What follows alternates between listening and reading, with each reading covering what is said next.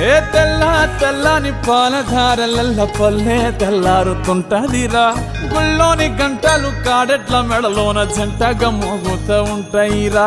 నాగలి భుజాన పెట్టుకుంటే దోస్తులు చెయ్యేసినట్టేరా కొట్టు గోదా పక్కన ఉంటే కొండంత బలగం ఉన్నట్టురా చల్లగాలి మోసుకొచ్చెరా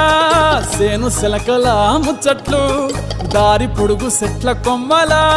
రాలుతున్న పూల సప్పట్లు గట్టి మోపులు కాల్వ కట్టులు చెమట సుక్కల్లో తడిసిన ఈ మట్టి గంధాల పల్లెటూరు దీని తీరే